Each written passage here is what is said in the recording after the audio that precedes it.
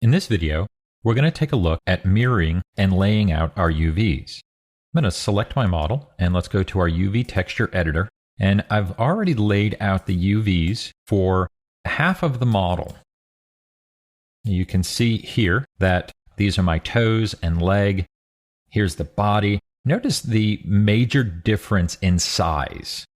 We're going to let Maya fix all of those things for us. And I've also taken everything and cut it in half and just deleted any of the extra UVs that I had that were of the other half of the model. So my first step here, since I already have half of the model, I have this side, all of the UVs laid out for this side. I want to now lay out the UVs for the other side. We can do this automatically by mirroring our geometry. Now this works because we have a symmetrical model. And to do so, I'm going to go to Mesh, Mirror, Cut. And let's open the tool options here. And by default, we're good to go. This is my YZ plane. The YZ plane is cutting my model in half. So I want to take this side and bring it over to this side. And we're going to merge it with the original. Essentially, we won't see anything different happen to our geometry here. So let's do it. We're going to do Mirror Cut. And I get the Mirror Cut manipulator.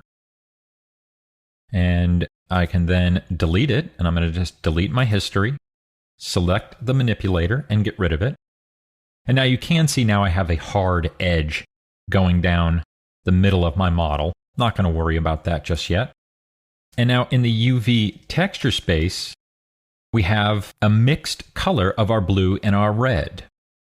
This is showing me that I have overlapping UVs. I have the right side UVs on top of the left side UVs. To separate these, I'll come back to my model and we'll just go to UV shell. And I'll select half of that. And because I'm on UV shell, it's grabbing the entire section. And you can see that pre-selection highlight illustrating that UV shell. So I have all of those selected there. Now in my UV texture editor, I'm going to convert my selection to UVs. So we go to Select, Convert Selection to UVs. And then I'll just flip these over so that now they're going in the right direction. And I'll hit W. And we'll just move these out. Now I have a perfect mirror of my original UV set. A little bit of cleanup here that I want to do. I want to bring these pieces together. So I'm going to select my common edges, and there's the tail. And we'll just move and sew that together. And let's zoom up to the head. We already know that these two pieces are going to go together like that. And the only other pieces are going to be the body, which are this little small section over here. I'll select all of that edge side there. And I'm making the assumption that it's also selecting the corresponding edges on the other piece. Now here, I did do a sloppy selection. These don't matter. These are already connected. We cannot move and sew those anymore. They are already attached to their corresponding edge, so I don't have to care about those. I'll choose Move and Sew. That'll bring those two together there. And we'll do the same thing here.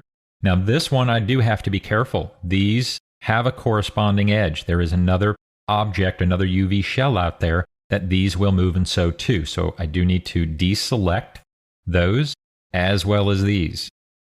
Get rid of those, but those interior ones don't have to worry about. Move and sew. And we'll zoom out. And there it is right there. It flew over to the other side. So now I have all of my pieces ready to go. The entire crow is laid out. I have all of my UVs there.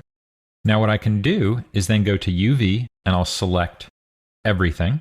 And I want to use my unfold tool, but I'm not going to use it from up here because I want to make sure that I have a couple of options set. So let's open those tool options. And the first one I want to now use is this pack. Earlier, we unchecked this. This time, I want to make sure that that's active so that all of my UVs will be packed into the 0 to 1 texture space. The next thing I'm going to change here is the map size. I'm going to be using a 2K map or a 2048. That's the amount of pixels squared. And room space in pixels This is going to be the distance in pixels that the UV shells are going to be from one another. I'll leave this set to 2 for right now, but we're going to come back and change it. I'll choose Apply, and then Maya will take all of those UVs, let's zoom up, pack them into the 0 to 1 texture space. But notice what else it did. It took all those UV shells and scaled them to the proper size. So regardless, when I'm laying out my UVs, I don't have to worry about that scale. The Unfold tool is going to do all of that for me. Now the toes are the right size. They're no longer twice as big as the wing. They're exactly where they're supposed to be. However, one problem we are seeing here is that these are really packed very tightly together. Too tight. We don't like that. That's going to be very difficult to paint on, and we'll also end up getting some texture bleeding that will cause problems between pieces like this that are really close. So let's just undo that, and let's take that pixel space and let's up it to 10, and we'll hit Apply again. Now you can see much better. We have a much bigger distance between there. Still a little too much. I think we can push these off just a little bit more.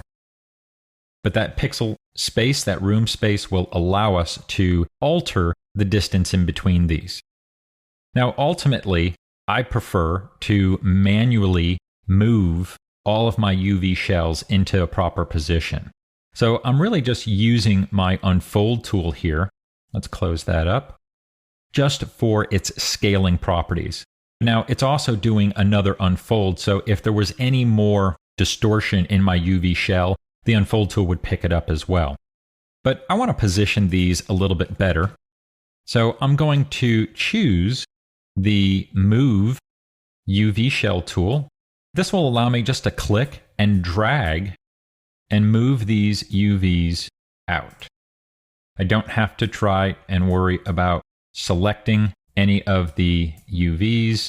The UV shell will grab the entire thing for me. And I can even highlight those all at once and move those out.